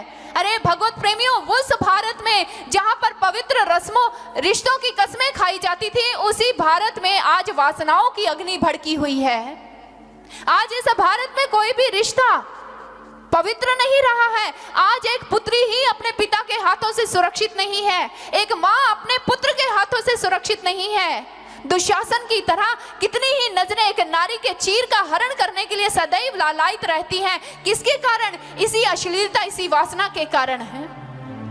समाज के लोग गंदा देख रहे हैं, गंदा सुन रहे हैं, गंदा पढ़ रहे हैं, तभी तो अपने मन को अपने अधीन नहीं कर पाते और काम वासनाएं उनके ऊपर ऐसी हावी हो जाती हैं कि जिस भारत की भूमि पर नारी को पूज्य माना जाता था, उसकी पूजा की जाती थी, उसे मां के रूप में देखा जाता था, आज उसी भारत की भूमि पर नारी को भोग्य की वस्तु के रूप में देखा जा रहा है। इसी वासना के कारण, इसी अश्लीलता के कारण ही आज भारत में गैंग रेप हो रहे हैं, बलात्कार हो रहे हैं, घरेलू हिंसा हो रही है, क्योंकि इंसान अपने विकारों को अपने अधीन नहीं कर पाता। इंसान के मन के ऊपर जब विकार हावी हो जाते हैं तो उसे क्रियान्वित कर देता है। कितने शर्म की बात है हम भारतीयों के लिए कि गृह मंत्रालय की रिपोर्ट यह बताती है कि बलात्कार की श्रेणी में भारत तीसरे नंबर पे है। तीसरे नंबर पर हम भारतीयों के लिए बड़े शर्म की बात है, जहां पर नारी को एक देवी की तरह पूजा जाता है। आज इंटरनेट के माध्यम से, जहां इंटरनेट की ये सुविधा थी कि उसने सारे वर्ल्ड को, सारे विश्व को एक साथ जोड़ के रख दिया, आज उसी इंटरनेट का मिसयूज हो रहा है, फेसबुक का मिसयूज हो रहा है, व्हाट्सएप का मिसयूज कर रहे हैं आज के युवा और इसके द्वारा वासनाएं भड़क रही हैं। हमारे मनोवैज्ञानिक ये कहते हैं कि अगर 1 मिनट के लिए कोई इंसान कामुक दृश्य को देखता है, कामुक गाने को सुनता है या किसी कामुक साहित्य को पढ़ता है, तो वो 1 घंटे तक अपने मन को एकाग्र नहीं कर पाता है, 1 घंटे तक। लेकिन आज इंटरनेट का जमाना है। 8 वर्ष की आयु से लेकर बच्चे अपना होमवर्क इंटरनेट के माध्यम से करते हैं और इंटरनेट यूज करने वाले ये अच्छी तरह से जानते हैं कि उसके साथ साथ ऐड दिखाई जाती है। इतनी अश्लील दृश्य भी वो 8 साल का बच्चा इंटरनेट पर होमवर्क करते हुए उन दृश्यों को देखता है। तो सोचिए, क्या उन बच्चों की एकाग्रता अपनी पढ़ाई में बन पाएगी? कदापि नहीं। बच्चे उस अश्लीलता को देखते हैं इंटरनेट के माध्यम से, फिल्म्स के माध्यम से, साहित्य के माध्यम से। जब उन सारे सबको देखते हैं तो उनका मन एकाग्र नहीं हो पाता अपनी स्टडी में, अपनी पढ़ाई में। फिर मार्क्स कम आते हैं, नंबर कम आते हैं, तो माता पिता की डांट खाने को मिलती है और डांट खाने के कारण और कामुक दृश्यों को देखने के कारण वो इतना चिड़चिड़ा हो जाता है, उसमें सहनशीलता की इतनी कमी आ जाती है कि वो अपनी किसी माता पिता की डांट तक को सहन नहीं कर पाता है और आत्महत्या का वर्ण कर लेता है। आज भारत में आत्महत्या की संख्या इतनी क्यों बढ़ रही है? इसका कहीं ना कहीं कारण ये अश्लीलता और ये वासनाएं भी हैं। इन्हीं वासनाओं के कारण, इसी गंदगी के कारण, इसी अश्लीलता के कारण आज भारत के लोग जो अपने चरित्र के लिए पहचाने जाते थे, आज भारतीयों का चरित्र नीचे गिरता चला जा रहा है। इस प्रकार से चरित्रहीन होते चले जा रहे हैं, इस प्रकार से कि गलियों में निकलते हुए भी नारी को डर लगता है। क्यों? इसी वासना और इसी अश्लीलता के कारण ही ऐसा हो रहा है। चरित्र से आज इतने लोग गिर चुके हैं, इतने गिर चुके हैं कि हमारे महापुरुष कहते हैं कि अगर इंसान अपने चरित्र से गिर जाए तो समय का साबुन भी फिर उसके कलंक को धो नहीं सकता है। अब्राहम लिंकन जी से किसी ने पूछा था कि इंसान का सबसे बड़ा सद्गुण कौन सा होता है, तो अब्राहम लिंकन जी ने कहा था कि इंसान का सबसे बड़ा सद्गुण अगर कोई है तो वो उसका चरित्र है, सशक्त चरित्र। और जो सशक्त चरित्र का स्वामी है वही उसका ही सबसे अच्छा सद्गुण माना जाएगा, जो सशक्त चरित्र का स्वामी है। लेकिन आज लोग चरित्र से गिरते जा रहे हैं। समय का साबुन भी फिर उस दाग को धो नहीं पाएगा, लेकिन आज लोगों को इसकी चिंता नहीं है। हमारे महापुरुषों ने हमें सचेत किया, हमें समझाया और समझाते हुए कहा, if wealth is lost nothing is lost, if health is lost something is lost, if character is lost everything is lost. उन्होंने कहा, अरे इंसानों सावधान हो जाओ, अगर आपका धन जाता है तो समझ लीजिए कि आपका कुछ नहीं गया है। अगर आपके स्वास्थ्य में थोड़ी गिरावट आती है तो समझ लीजिए आपको कुछ चला गया है। लेकिन अगर आपका चरित्र चला गया तो समझ लीजिए आपका सब कुछ ही चला गया। और चरित्र कैसे बनता है? चरित्र सद्गुणों से बनता है।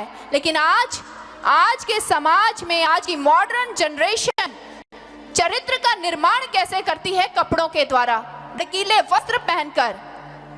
ऐसे भड़कीले वस्त्र पहनते हैं जिससे अंगों का प्रदर्शन होता है।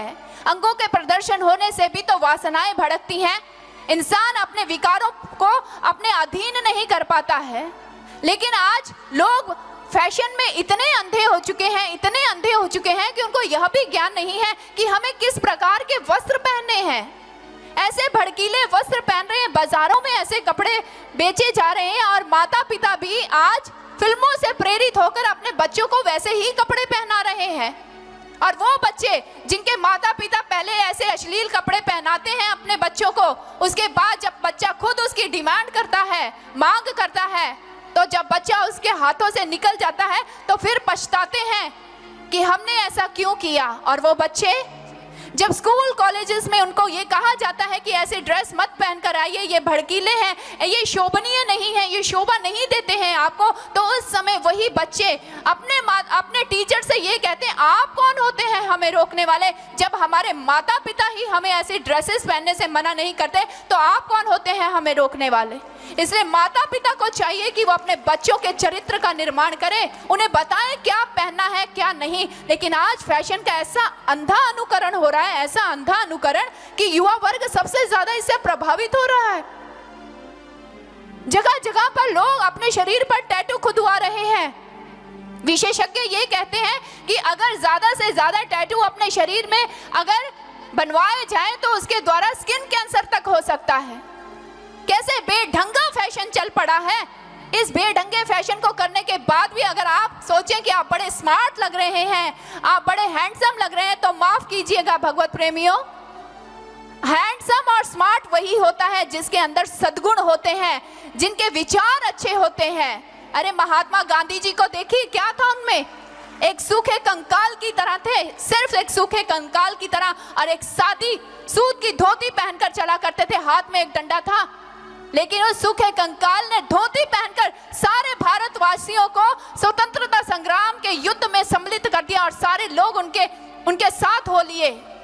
इसलिए सद्गुणों के द्वारा लोगों को आकर्षित कीजिए, कपड़ों के द्वारा नहीं, इस फैशन के द्वारा नहीं, क्योंकि फैशन कुछ समय का होता है और जीवन भर अगर कोई साथ देता है तो सद्गुण ही साथ देते हैं। भगवत प्रेमियों, सद्गुणों को अपनाइए।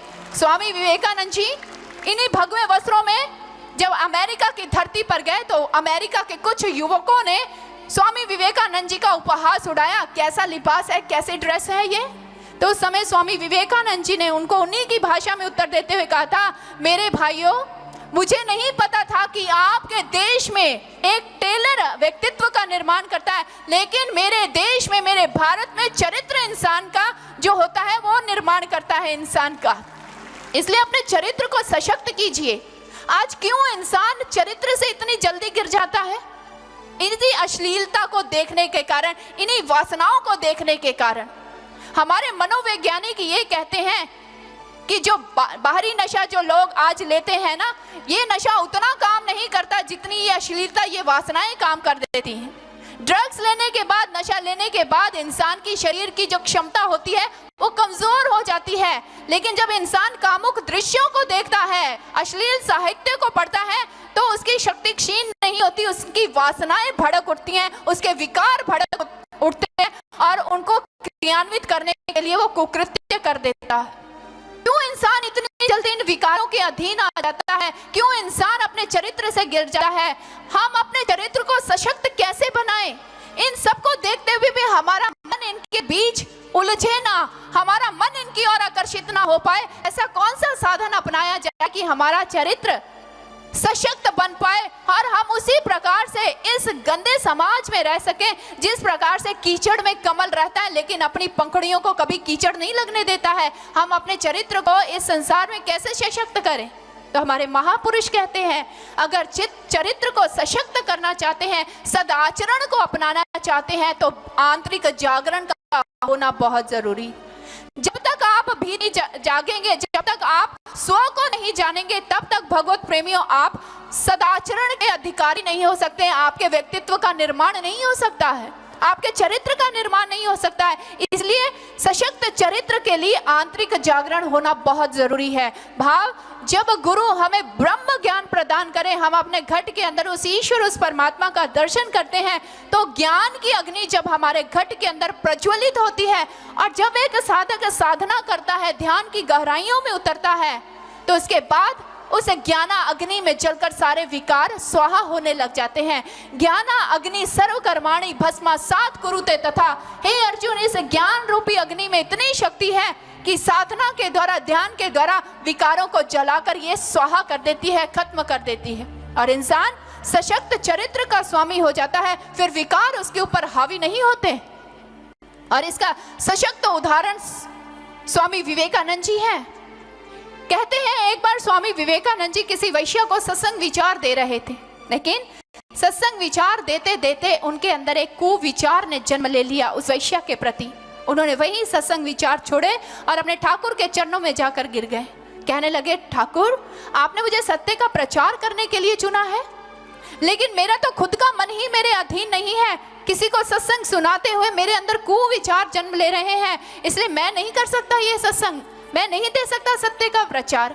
तो उस समय ठाकुर ने उनसे एक बात कही थी। कहने लगे, नरेंद्र, मैंने तुझे ज्ञान प्रदान किया है, ब्रह्म ज्ञान, और इस ब्रह्म ज्ञान में इतनी शक्ति है कि ये तेरे सारे विकारों को जलाकर स्वाहा कर देगी। इसलिए अगर तेरे मन में कोई कुविचार ने जन्म लिया है तो उसे अपने जीवन में कभी क्रियान्वित मत होने देना, उसे अपने जीवन में कभी लागू मत करना। खूब डटकर साधना कर, सुमरन साधना कर, ध्यान कर। इस ज्ञान की अग्नि में ये कुविचार भी एक दिन जलकर स्वाहा हो जाएगा। और अपने ठाकुर की आज्ञा को शिरोधार्य करते हुए नरेंद्र ने साधना की और साधना की, ध्यान किया। और वही स्वामी विवेकानंद जी, नरेंद्र ने फिर ये बात कही कि अगर इस विवेकानंद को सारी रात भी किसी वैश्य के साथ गुजारनी पड़े, तो ये विवेकानंद, ये नरेंद्र दावे से कहता है कि अगले दिन वो वैश्य भी बदली होगी, वो वैश्य भी संत बनी होगी। इतने सशक्त चरित्र के स्वामी बन गए थे स्वामी विवेकानंद जी। कोई एक उदाहरण नहीं, असंख्य ऐसी उदाहरणें हैं। छत्रपति शिवाजी महाराज जी की माता श्री जीजाबाई जी, एक दिन छत्रपति शिवाजी महाराज जी ने अपनी माँ जीजाबाई से कहा कि माँ, बादशाह कौन होता है?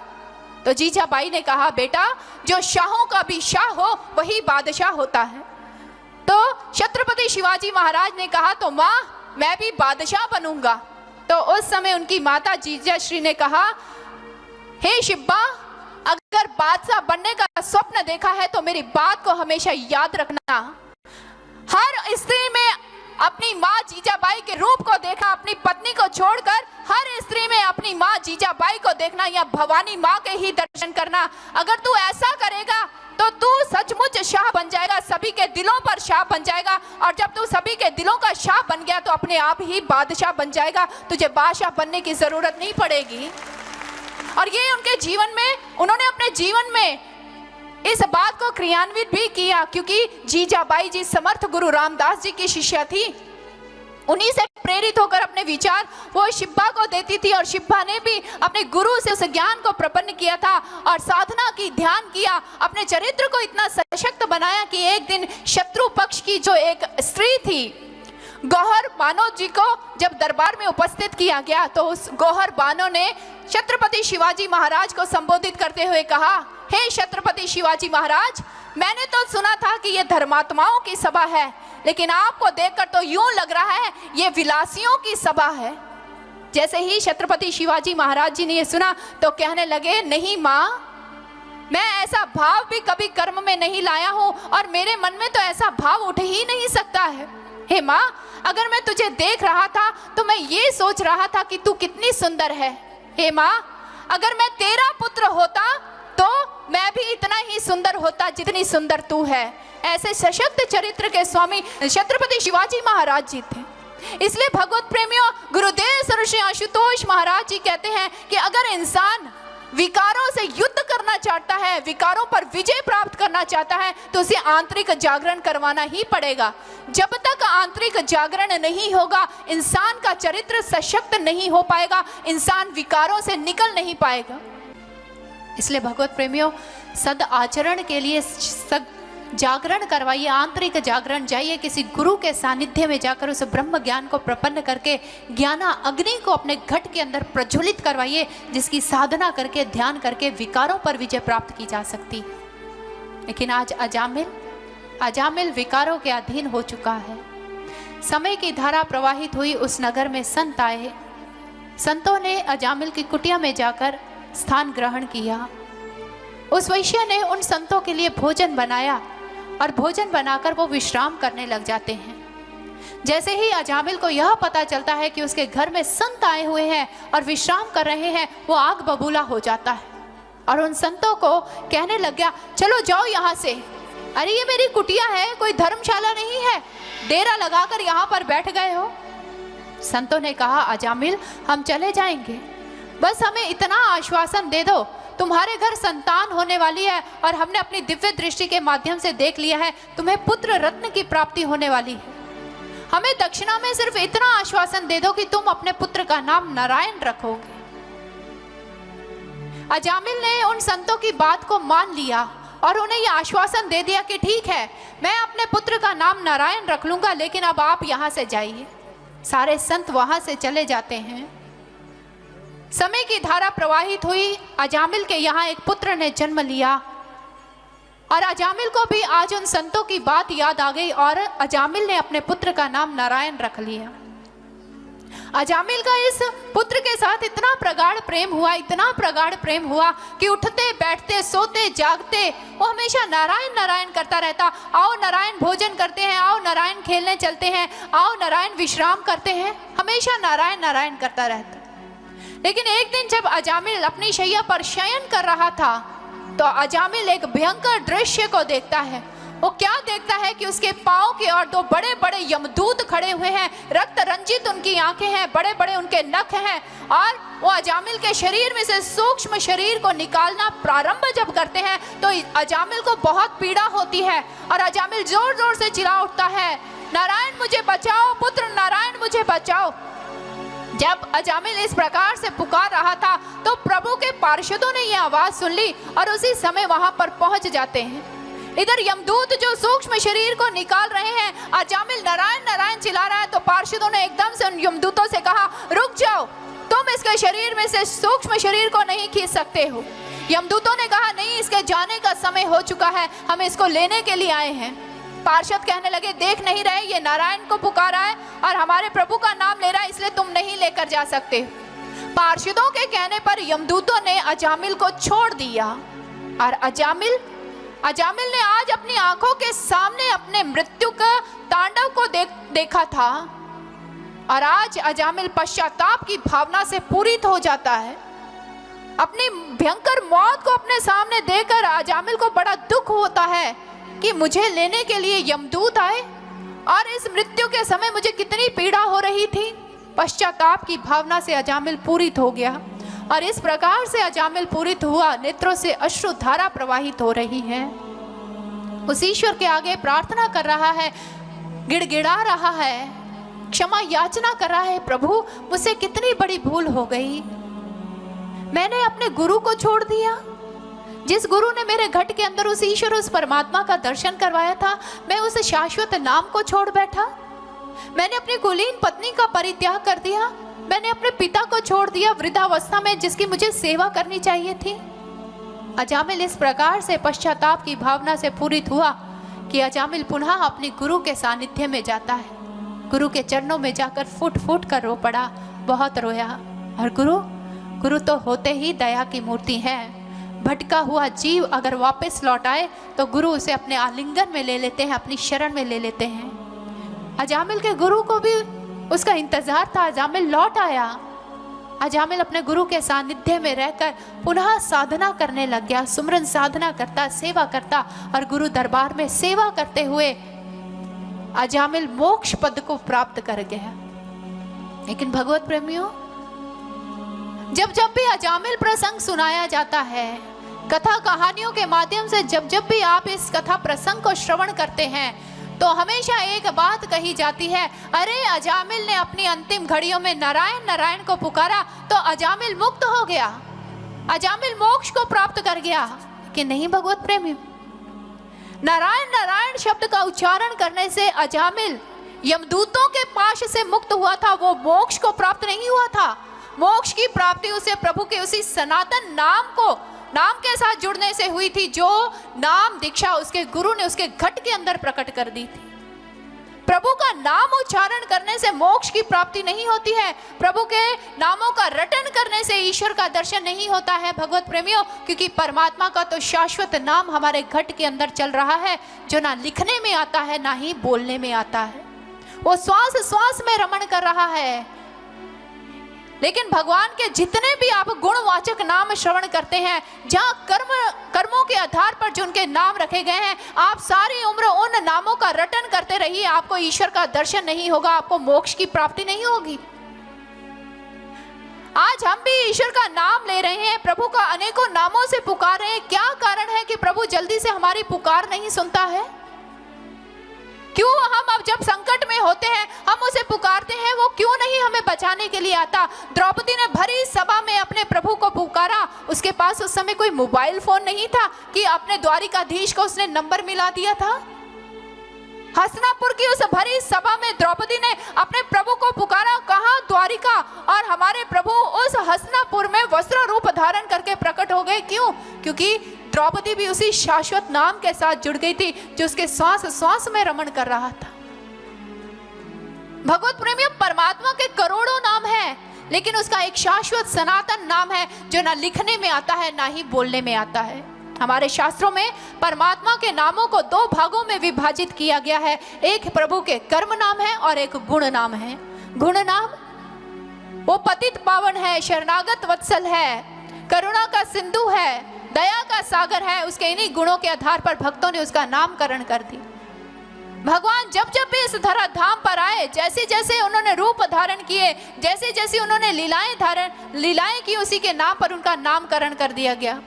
भगवान श्री राम जी आए, उन्होंने समस्त मर्यादाओं का पालन किया, तो नाम पड़ गया मर्यादा पुरुषोत्तम भगवान श्री राम जी। भगवान श्री कृष्ण जी ने इस धराधाम पर आकर अनेकों लीलाएं की। कभी मटकियां फोड़ी तो नाम पड़ गया मटकी फोड़, माखन चोरी किया तो नाम पड़ गया माखन चोर, टेढ़े खड़े होते थे तो नाम पड़ गया बांके बिहारी, बांसुरी बजाते थे तो नाम पड़ गया मुरलीधर, कनिष्ठिका के ऊपर गोवर्धन को उठा दिया तो नाम पड़ गया गोवर्धनधारी। जो जो लीलाएं की भक्तों ने उनके नाम रख दिए। लेकिन सारी उम्र आप माखन चोर लड्डू गोपाल करते रहिए, आपको ईश्वर का दर्शन नहीं होने वाला है, परमात्मा का दर्शन नहीं हो सकता है। भगवत प्रेमी, एक बच्चा जब घर में जन्म लिया, एक बच्चे ने एक घर में जन्म लिया तो बड़ा गोल मटोल था, इतना गोल मटोल था कि दादाजी ने जब अपने पोते को देखा तो कहने लगे, अरे ये तो बिल्कुल मेरे लड्डू की तरह है, ये तो बिल्कुल लड्डू है, आज से मैं इसे लड्डू कहकर पुकारूंगा। उसी बच्चे को दादी ने सोनू कहा, उसके पापा ने मोनू कहा, उसकी मम्मी ने कुछ और नाम दिया, उसकी बुआ ने कुछ और नाम दिया। बच्चा एक ही है, लेकिन प्रेम के वशीभूत होकर सभी उसे अलग अलग नामों से पुकार रहे हैं। लेकिन जो दादाजी थे वो तो लड्डू ही कह रहे हैं। अब धीरे धीरे करके दादाजी का जो लड्डू था वो बड़ा होने लग गया। अब उसके लड्डू के जो पापा थे उसने लड्डू की एडमिशन स्कूल में करवा दी, और जो दादाजी थे उनका लड्डू के बिना दिल नहीं लगता था। और जब बच्चा स्कूल चला गया तो दादाजी के मन में आया कि मुझे तो अपने लड्डू से मिलना है। वो स्कूल पहुंच गए। स्कूल जाकर मास्टर जी से कहा, मास्टर जी बाहर आए और कहने लगे, मास्टर जी मुझे मेरे लड्डू से मिलना है। मास्टर जी ने कहा, लड्डू? अरे दादाजी ये मेरा क्लासरूम है, मिठाई का डिब्बा नहीं है जहाँ से आपको आपका लड्डू मिल जाए। और यहाँ तो बहुत सारे लड्डू हैं, मुझे क्या पता इसमें आपका लड्डू कौन सा है। तो दादाजी कहने लगे, मेरे वाला लड्डू जो है ना वो मोटा सा है, गोल मटोल सा, मोटी मोटी उसकी आंखें हैं, गोरा चिट्टा है, घुंघराले से उसके बाल हैं, ये उसकी पहचान है। तो मास्टर जी ने कहा, ऐसे गोल मटोल मोटी मोटी आंखों वाले, घुंघराले बालों वाले, गोरे चिट्टे लड्डू मेरी क्लास में बहुत सारे हैं। अब मुझे क्या पता उन गोल मटोल लड्डुओं में आपका लड्डू कौन सा है। अरे दादाजी आप अपने पोते का नाम बताइए, मैं आपको मिलवा देता हूँ। कहने लगा, नाम? अरे जब से उसका जन्म हुआ है लड्डू कहता आया हूँ मैं। अरे बता तो रहा हूँ उसकी पहचान। कहने लगा, क्षमा कीजिएगा दादाजी, जाइए घर जाइए, बच्चे का नाम पूछ कर आइए। घर गए, अपने बेटे से पूछा, अरे मेरे लड्डू का क्या नाम रख दिया, वो मास्टर तो मुझे मिला ही नहीं रहा। उसने कहा, पिताजी आपके लड्डू का नाम रोहित वर्मा है, जाइए मास्टर जी से कहिए मुझे रोहित वर्मा से मिलना है, वो आपको इसका दर्शन करवा, उसको मिलवा देंगे। मास्टर जी के पास दादाजी गए, मास्टर जी को बुलाया और बुलाते हुए कहा, मास्टर जी मुझे रोहित वर्मा से मिलना है। मास्टर जी कक्षा में गए, रोहित वर्मा की उंगली पकड़ी, बाहर लेकर आए और बाहर लाते हुए मास्टर जी ने कहा, ये लीजिए दादाजी आपका लड्डू जो गोल मटोल और मोटी मोटी आंखों वाला है, लेकिन इसका एक नाम है, इसी नाम से अब सारी उम्र इसकी पहचान होगी। इसी प्रकार से परमात्मा के करोड़ों नाम हैं, आप उन नामों का रटन करते रहिए, वो नहीं सुनेगा। लेकिन जब आप उसे उसके शाश्वत नाम से पुकारेंगे, जो ना लिखने में आता है ना ही बोलने में आता है, जब उस शाश्वत नाम के साथ उसे आप जुड़कर पुकारेंगे, कहीं भी हो, किसी भी मुसीबत में हो, उसी समय वो आपकी आवाज को सुन लेगा। क्योंकि परमात्मा का वो नाम हमारी श्वासों में रमण कर रहा है, अजप्पा जाप हो रहा है, श्वास श्वास में रमण कर रहा है। और गुरु जब हमारे जीवन में आते हैं, हमारे मस्तक पर हाथ रखकर दिव्य दृष्टि खोलकर ईश्वर का दर्शन तो करवाते हैं, उस नाम को भी हमारे घट के अंदर प्रकट कर देते हैं। और आज अजामिल भी इसी शाश्वत नाम के साथ जुड़कर उसने मोक्ष को प्राप्त कर लिया। लेकिन इस प्रसंग की एक और बात, लोग अक्सर कहते हैं कि अगर अजामिल ने गुरु से ज्ञान लिया हुआ था तो अजामिल भटक क्यों गया, अजामिल की ऐसी दुर्दशा क्यों हुई। तो भगवत प्रेमियों, इसके पीछे भी कारण है। जो पूर्ण गुरु होते हैं वो अपने शिष्य के जीवन को अच्छी तरह से जानते हैं, उसके भूतकाल को, वर्तमान को और भविष्य को अच्छी तरह से जानते हैं, क्योंकि वो दिव्य दृष्टि के द्वारा उसका सब कुछ देख लेते हैं। अजामिल के गुरु ने उसके ऊपर आज्ञा लगाई थी कि नगर के बीच में से मत आना, नगर के बाहर से आना, क्योंकि वो अजामिल के पूर्व जन्म के संस्कार को जानते थे और आज्ञा लगाकर उसके पूर्व जन्म के संस्कार को तोड़ देना चाहते थे, समाप्त कर देना चाहते थे। और अगर अजामिल अपने गुरु की उस आज्ञा में रहता तो उसके पूर्व जन्म का संस्कार कभी भी फलीभूत नहीं हो सकता था, क्योंकि पूर्व जन्म में अजामिल एक हठ योगी था और हठ योग के द्वारा उस ईश्वर, उस परमात्मा को प्राप्त करना चाहता था।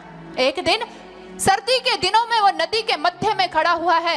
अत्यधिक सर्दी होने के कारण अजामिल मूर्छित हो गया, उसका शरीर नीला पड़ जाता है। एक ऋषि कन्या वहां पर आती है, अजामिल को उठाती है, अपनी कुटिया में लेकर जाती है, शारीरिक ताप उसे देती है, उसका यथोचित इलाज करती है। और जैसे ही अजामिल जो ब्रह्मचारी था, उसके नेत्र खुले, उसकी मूर्छा टूटी, अपने समीप उस ऋषि कन्या को देखा तो एकदम से कहने लगा, हे निर्लज्ज, तेरे भाव शुद्ध नहीं है, जानती नहीं मैं ब्रह्मचारी हूँ और तूने ऐसा कुकृत्य किया, जा मैं तुझे शाप देता हूँ कि तू वैश्या हो जा। तो उस ऋषि कन्या ने कहा, मेरे भाव शुद्ध थे लेकिन तुम मेरे भावों को समझ नहीं पाए। अगर तुमने मुझे वैश्या बनने का शाप दिया तो जाओ, मैं भी तुझे ये शाप देती हूँ कि उसी वैश्या के पीछे लगकर तू अपने जीवन को बर्बाद कर लेगा, अपने स्वर्ग भरे जीवन को नर्क में परिवर्तित कर लेगा। और उनके गुरु इस बात को अच्छी तरह से जानते थे, क्योंकि जो गुरु होते हैं वो दृष्टा होते हैं, वो पूर्व की, वर्तमान की और भविष्य को पहले ही देख लेते हैं। और अजामिल के गुरु ने भी अजामिल के इस पूर्व जन्म के संस्कार को जान लिया था। अजामिल की भावना को देखकर, अजामिल की श्रद्धा को देखकर ही अजामिल के गुरु ने उन पर आज्ञा लगाई थी कि नगर के बीच में से मत आना, क्योंकि वो जानते थे अगर अजामिल नगर के बीच में से आया तो उसका पूर्व जन्म का संस्कार फलीभूत हो जाएगा। भगवत प्रेमियों, जो पूर्ण गुरु होते हैं उनके मुख से निकलने वाला वचन ऐसा वचन होता है कि शास्त्र उसे वेद वाणी कहकर संबोधित करते हैं। एक पूर्ण गुरु के वचनों में इतना सामर्थ्य होता है कि प्रकृति भी उनके वचनों का पालन करने के लिए आंदोलित होती है। ये प्रकृति भी फिर उनके वचनों को पूर्ण करने के लिए अपनी सारी मर्यादाओं का उल्लंघन कर देती है, क्योंकि पूर्ण गुरु के मुख से निकलने वाले वचन जो होते हैं वो साधारण नहीं हुआ करते हैं भगवत प्रेमियों, वो ब्रह्म वाक्य हुआ करते हैं। लेकिन कौन से गुरु के? उस गुरु के जिस गुरु ने घट के अंदर हमें प्रकाश रूप का दर्शन करवा दिया, उस गुरु के जिस गुरु ने हमें उस शाश्वत नाम के साथ अंदर ही जोड़ दिया, उस गुरु के वचनों का पालन करने के लिए प्रकृति लालायित रहती है। जो गुरु घट के अंदर परमात्मा का अनहद नाद भी सुना दे और उस अमृत का पान भी हमारे घट के अंदर करवा दे, ऐसे गुरु के वचनों को पूर्ण करने के लिए प्रकृति भी सदैव लालायित रहती है। क्योंकि गुरु के वचनों का पालन करते हुए, गुरु के वचनों पर विश्वास करते हुए अगर एक शिष्य इस भक्ति मार्ग पर चलता है तो उसका कल्याण ही कल्याण है और सब उपलब्धियों को वो प्राप्त कर जाता है। इसलिए तो सहजो बाई जी ने कहा, गुण सब गुरु के वचन माही, जितने भी गुण हैं, जितनी भी उपलब्धियां हैं, गुरु के वचनों पर विश्वास करके ही प्राप्त की जा सकती हैं। इसलिए हमारे शास्त्रों में भी कहा गया, मंत्र मूलम गुरु वाक्य, गुरु के जो वाक्य होते हैं वो मंत्र की तरह हुआ करते हैं। और मंत्र किसे कहते हैं? मनहा त्रायते इति मंत्रा, जो हमारे मन का त्राण कर दे, जो हमारे मन की मुक्ति कर दे, वो महामंत्र हुआ करते हैं। और ऐसे ब्रह्मनिष्ठ पूर्ण सतगुरु के मुख से जब वचन निकलते हैं, चाहे वो साधारण से प्रतीत हो रहे हो, चाहे वो खट्टे लग रहे हो या मीठे लग रहे हो, या औषधि से युक्त हो, या उनमें कोई डांट हो या फटकार हो, वो सारे के सारे उनके वचन शिष्य के कल्याण के लिए होते हैं।